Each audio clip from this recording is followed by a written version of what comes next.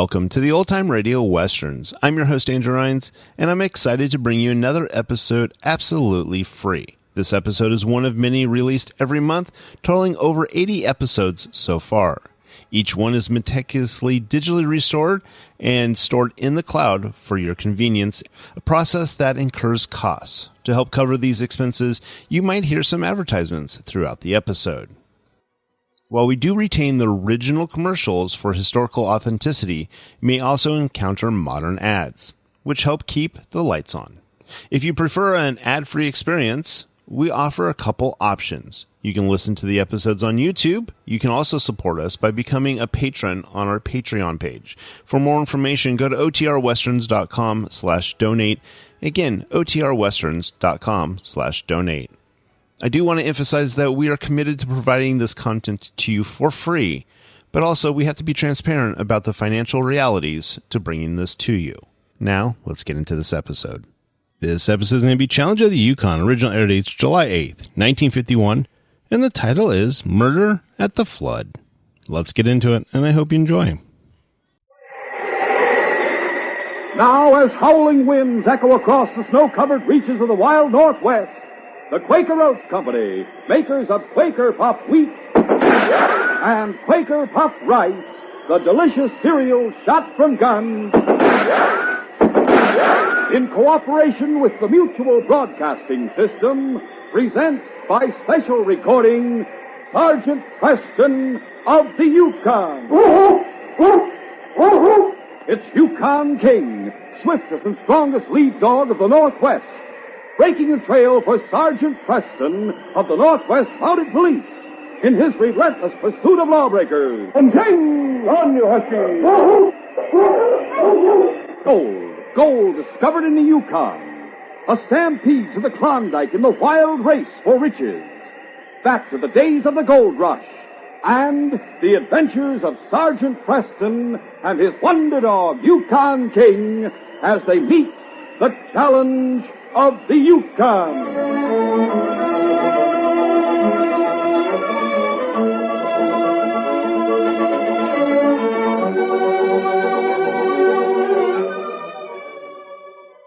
Our adventure will begin in just a moment. Most people think of a nurse as a pretty girl in a starched white cap. But did you know there are growing opportunities for men, too, in nursing? Men nursing students receive the same preparation that women students do, often in co-educational schools operated by a university, college, or hospital. The many fields open to men nurses upon graduation include hospital nursing, industry, research, and mental health. Young men between the ages of 18 and 35 should look into the rewards awaiting them as a professional nurse. Or, if you are under 50, consider practical nursing. For further information, write Nursing Careers in care of your postmaster. Or inquire at your nearest school of nursing or hospital. This message is brought to you as a public service.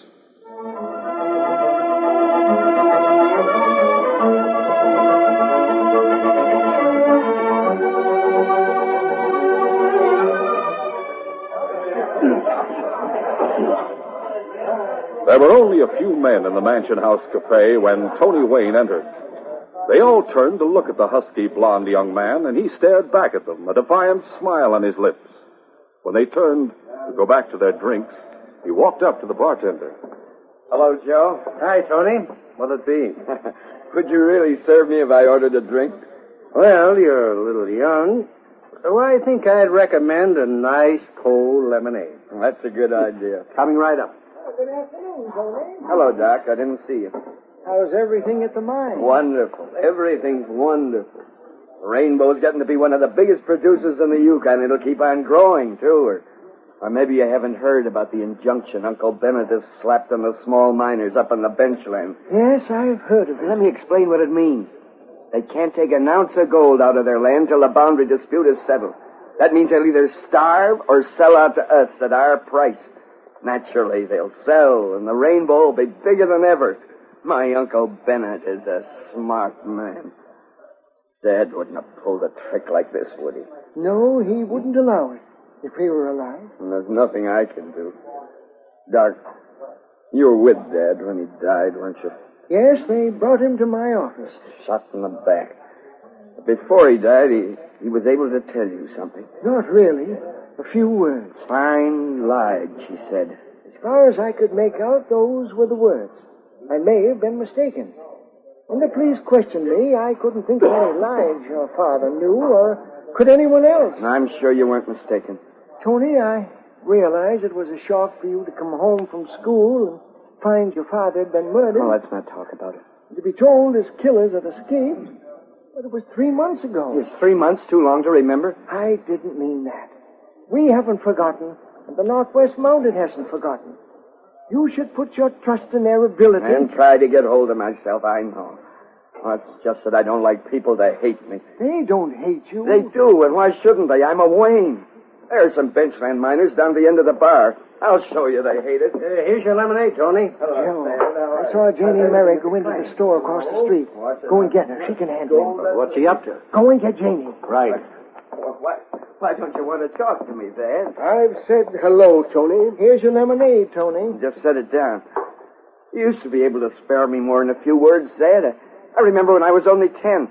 I used to ride up to your shack and you'd tell me long stories about the gold rush in California. What's happened? What's changed you? Does it have anything to do with the fact that we're trying to steal your land? I don't want to discuss it, Tony. I don't want to lose my temper. Go ahead. Why shouldn't you? Go ahead and tell me what you think of the Wayne. You don't have to worry. My gun will stay in its holster. I'm not worried about any sprout like you. I'm a Wayne, Thad. Leave him alone, Tony.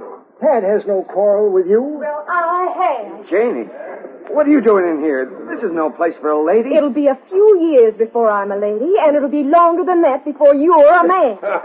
Now, come along and help me load my supplies into the bucket. Well, there's something I want to get settled, Janie. I'll settle you. Now, come along. Hey, let go of my ears! After Janie's supplies were loaded, she made Tony tie his mount to the back of the buckboard and drive. Janie's father was one of the benchland miners, and she and Tony had grown up together until he had been sent away to school. And now, though she was a few months the younger of the two, she laid down the law. It's as simple as ABC. Your uncle manages the mine, and he's the one who's suing you. Well, you don't have anything to do with it. Mom owns a controlling interest. But she lets your uncle run the mine as he sees fit. Well, she shouldn't let him steal your land. Well, of course, I have to agree with you there. But at the same time, there's no one in the valley who doesn't understand how you feel about it. Now, will you kindly get it through your thick head that we don't blame you? You're sure you don't hate me, Janie? Oh, as if I could.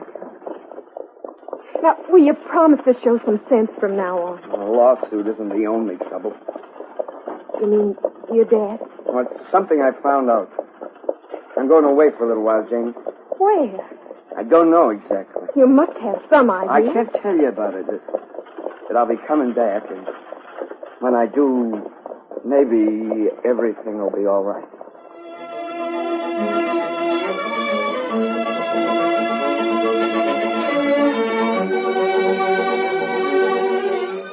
We'll continue our adventure in just a moment. Say, kids, picture yourself at the ball game right now. The bases are loaded with 2 outs. The star hitter steps up, and you see him in person. You get the thrill of seeing him hit that homer. Get in on the fun. Come out to the ball game as guest of a major or minor league team. Yes, you can go free if you are 12 years or younger and bring a paying adult like Mom or Dad. It's so easy to get a free baseball ticket. It's right inside a package of Quaker Puffed Wheat, Quaker Puffed Rice, and Muffet Shredded Wheat. You get 2 free tickets in Quaker Pack o' 10. The tickets tell you the names of the teams and the dates. Bring the whole family and have the time of your lives at the ballpark. Remember, no mailing, no waiting. You can get as many free baseball tickets as you want. They're inside packages of Quaker Puffed Wheat or Puffed Rice, Muffet Shredded Wheat, or Quaker Pack o' 10. Get yours right away.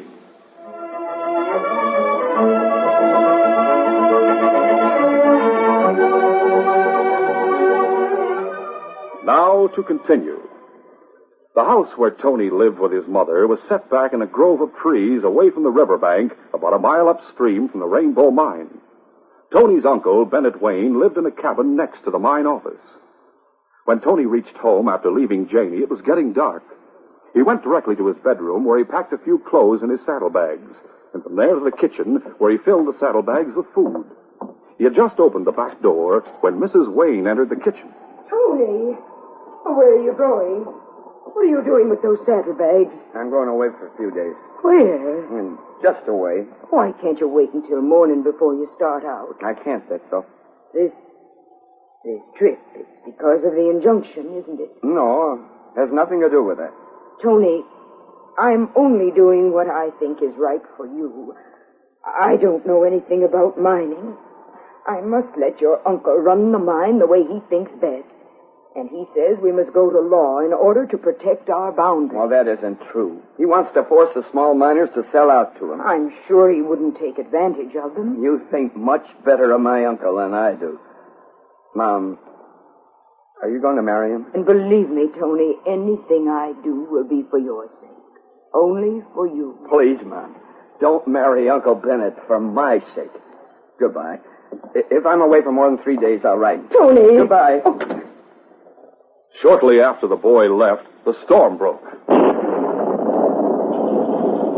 High in the mountains, Sergeant Preston and Constable Downey took shelter in a great rocky cavern where there was room for themselves, King, and the horses. They were returning from a 3-month patrol to the north. They'd covered many miles that day. So as soon as they had eaten, the men rolled up in their blankets. King settled down at the entrance of the cave. He slept lightly, waking now and then as the thunder crashed and the lightning played on the trail which ran along the edge of a deep gorge. Suddenly, he leaped to his feet and growled. The sergeant woke. What is it, King? Anything wrong, Sergeant? King hears something. Listen. Someone riding this way. Riding too fast. He can't see where the trail's washed out near Eagle Point. If he doesn't keep close to the cliff wall, he'll fall down into the gorge. There he is. Hold up there! He didn't hear you, Sergeant. We'll stop him. Here, Blackie. The sergeant and the constable slipped bridles on their horses, and without waiting to saddle, mounted and rode down the rocky slope to the trail. Easy, fella, now. Easy, Blackie. Steady.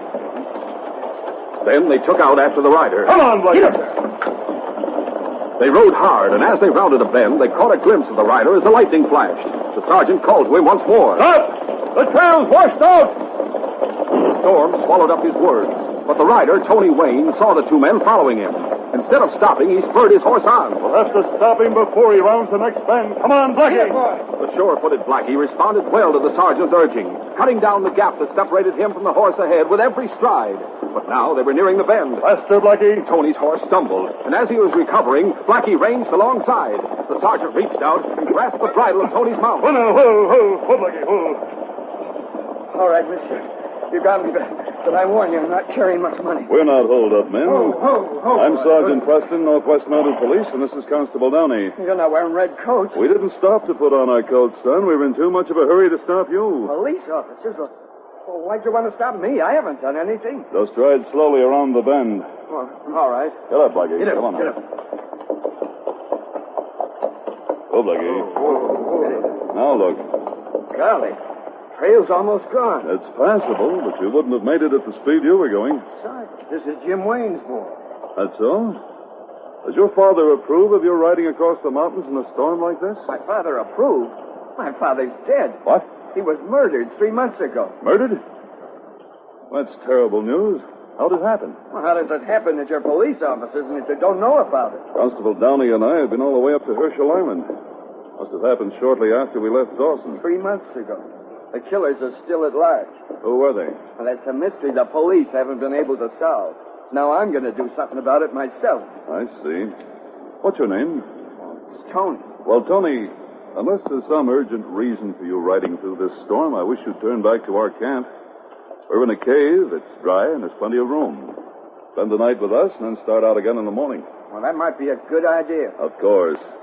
I'd like to hear more about your father's death. Let's go. Get up, Blackie. Get up. In the cave, Tony told the sergeant all that was known of his father's death. When he had finished, And so the killing remains a mystery. You said you were going to do something about solving it, Tony. I am. What can you do that the force can't? Dad said just 2 words before he died. Find Lige. I'm going to follow his instructions. Lige? Lige who? I'll keep that to myself.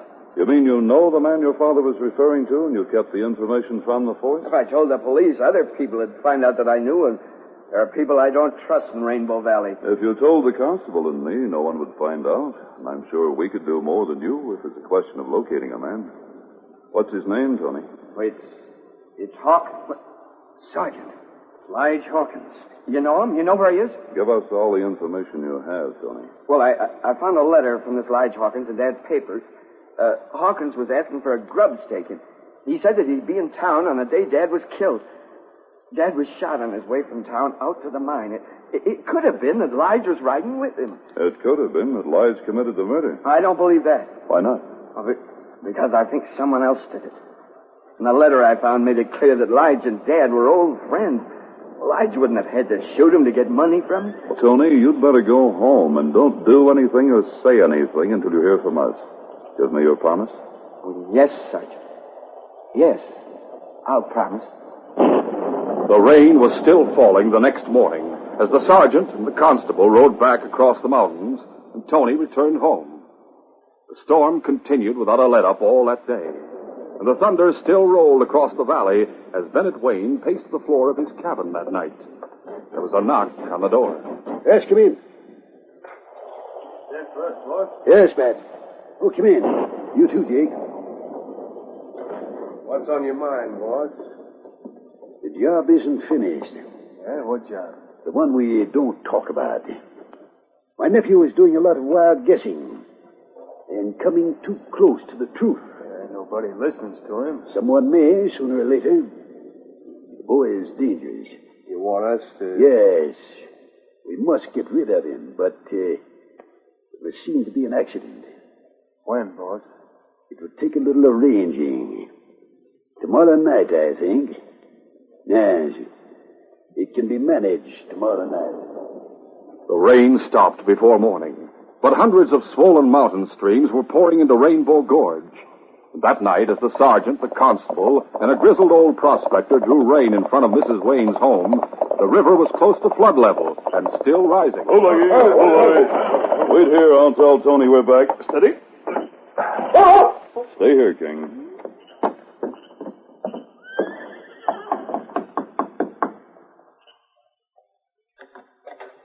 A policeman? Sergeant Preston, Mrs. Wayne. I'd like to see Tony for a minute. Oh, what about? He hasn't done anything, has he? Not that I know of. Oh, of course not. It's just that he's been acting so strangely. I've been so worried, and then tonight that Indian coming here, and then the way Tony rode off afterwards. Where's he gone? Well, he said he was going to see Janie Merrick, and he rode in that direction. What about an Indian coming here? He had a message for Tony, Sergeant. Tony wouldn't tell me what it was. Where does this Janie Merrick live? Almost directly west of here, up on the benchland. She and her father live in a big log cabin near Traveler's Spring. Oh, yes, I know where it is. I'll drop in there for a moment and have a word with Tony. Good night, Mrs. Wayne. Good night, Sergeant. Tony isn't there? I'm afraid he's up to something, Constable. Steady. We're heading for the Merrick claim up on the bench. Get up, Flex. Come on, get up. Janie Merrick was standing in the open doorway of her cabin when the men rode up. Hold on. Miss Merrick? Yes, are you Sergeant Preston? That's right. Tony here? Well, he has been. Is this... Have you brought Lige back with you? This is Lige, but where's Tony? It must have been a trick. What must have been? That message. An Indian brought it to Tony earlier this evening. He said that if Tony wanted to find out who killed his father, to be up at Eagle Point at 10 this evening. The point's where Rainbow Gorge makes a big turn. I know.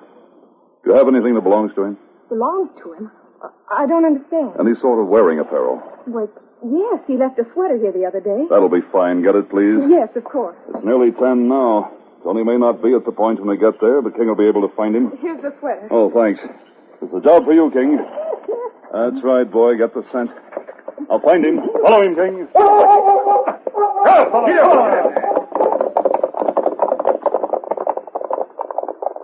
At exactly 10 o'clock, Tony rode up to Eagle Point. Jake, fast. But when he recognized the two men waiting there, he tried to turn his mount and get away. But one of the men grabbed the bridle. No, you don't. The second man pulled him from his saddle and hit him behind the ear with the barrel of his gun. The boy went limp. Oh, what do we do with him? Just throw him in the river. Right, here goes. Now. The shock of the icy water brought Tony back to consciousness. He swallowed a great deal of water, but he managed to fight his way to the surface. Desperately, he swam toward the steep bank. His strength was almost gone when he reached it. Still, he managed to pull himself up the bank a few feet before he collapsed. He lay there helpless, his head buried in his arms. He felt nothing when the rising river flowed over his feet, his ankles, up to his knees. He groaned and a wave of darkness seemed to sweep over him.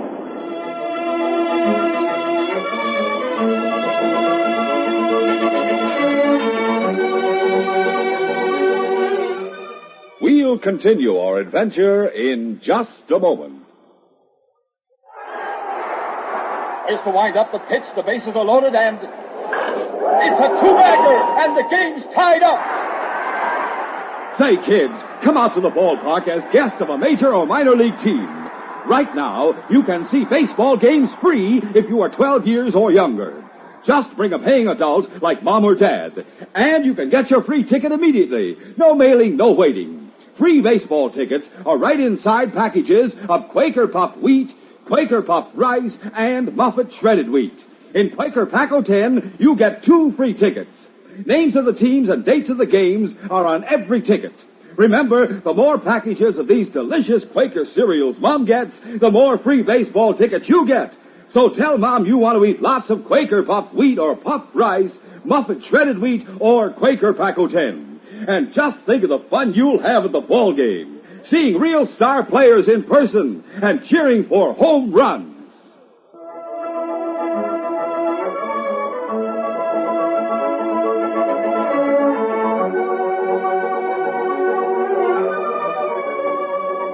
Now to continue.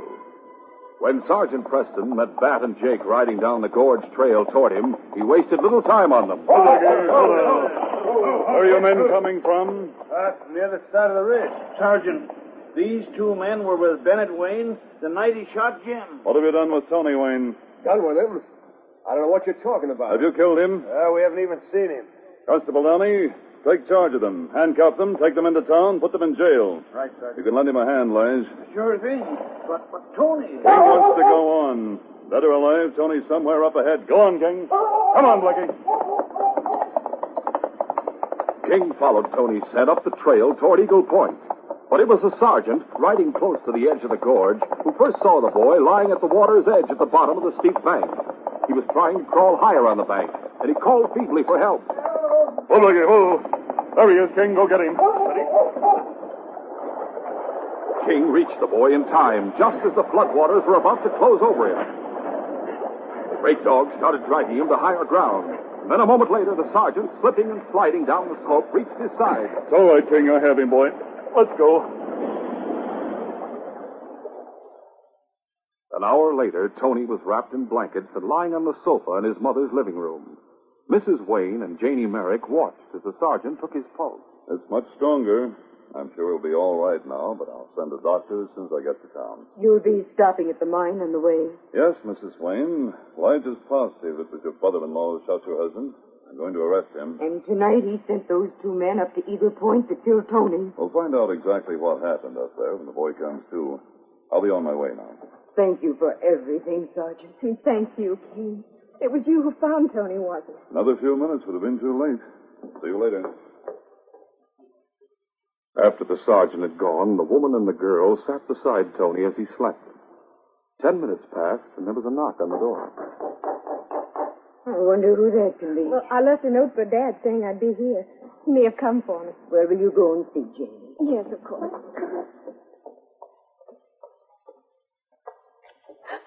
Well, what's the matter, Janie? Well, I expected to see my father.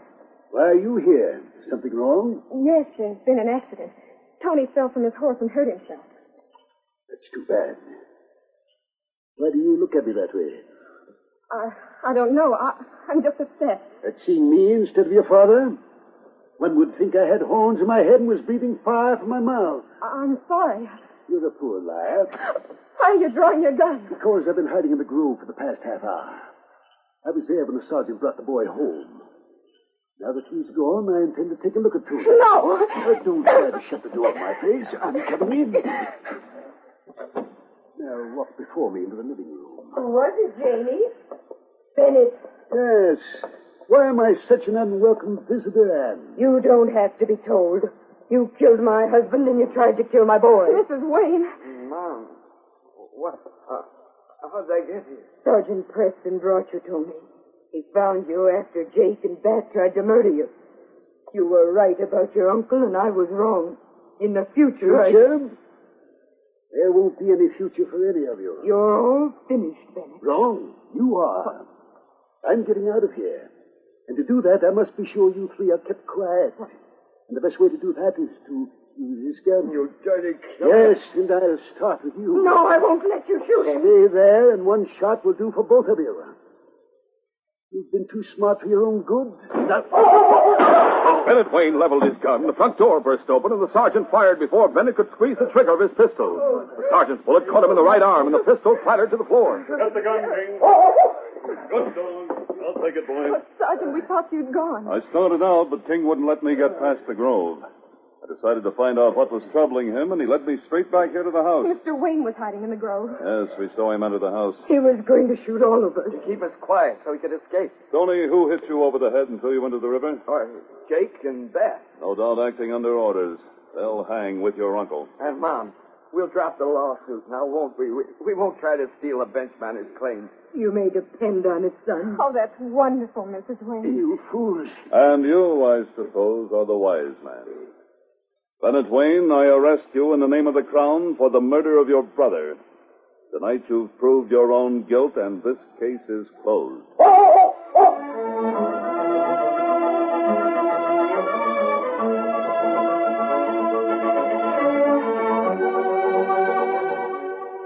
Sergeant Preston will return in just a moment with a word about our next exciting adventure. The warm weather and long daylight hours mean more fun out of doors, especially for the younger members of the family. But sometimes it's not possible to be outside, or it's important to relax and sit quietly for a little while. Then is the time to tune to Mutual. Every weekday afternoon at 5 o'clock, there are programs of imaginative entertainment that bring all of the adventure and excitement of the wide-open spaces. Sergeant Preston of the Yukon, member of the famed Northwest Mounted Police, braves the dangers of a wild and lawless territory in the days when gold was king. With his faithful dog, Yukon King, Sergeant Preston is a challenging example of courage and daring. And following Sergeant Preston every day, Monday through Friday, is Bobby Benson. Every weekday afternoon at 5 o'clock, the doors open wide on a whole world of adventure with Sergeant Preston of the Yukon and Bobby Benson, both on Mutual over most of these stations.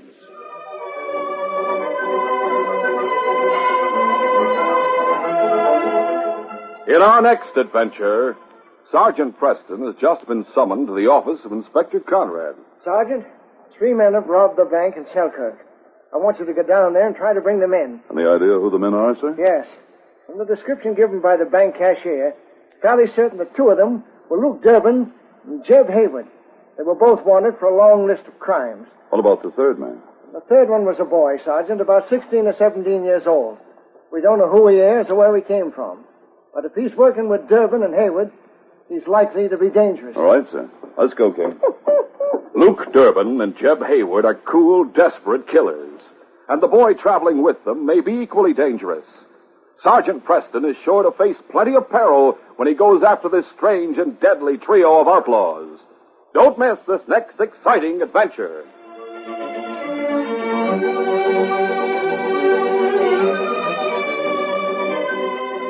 These Sergeant Preston of the Yukon adventures are brought to you every Monday through Friday at this time by the Quaker Oats Company, makers of Quaker Puff Wheat and Quaker Puff Rice, the delicious cereals shot from guns. By special recording in cooperation with the Mutual Broadcasting System. They are a copyrighted feature of Sergeant Preston of the Yukon, Incorporated. Created by George W. Trendle, produced by Trendle Campbell Muir, Incorporated, and directed by Fred Flowerday. The part of Sergeant Preston is played by Paul Sutton.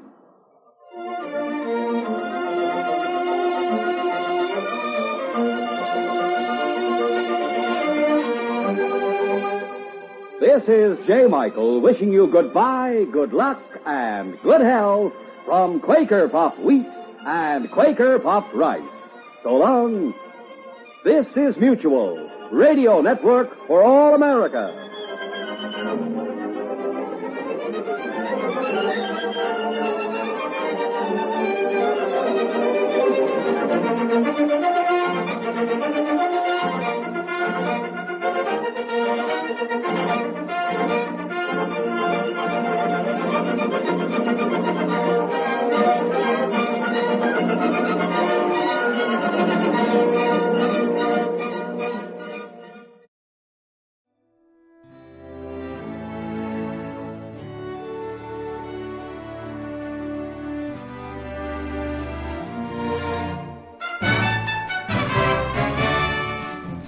This has been a presentation of OTRWesterns.com, and we hope you enjoyed. Please take some time to like and rate our shows in your favorite podcast application. Follow us on Facebook by going to OTRWesterns.com/Facebook. Subscribe to our YouTube channel by going to OTRWesterns.com/YouTube. And send us an email, podcast@OTRWesterns.com. You can call and leave us a voicemail, 707-986-8739. This episode is copyright under the Attribution Non-Commercial Share-alike copyright. For more information, go to OTRWesterns.com/copyright. Have a great day, and thanks for listening.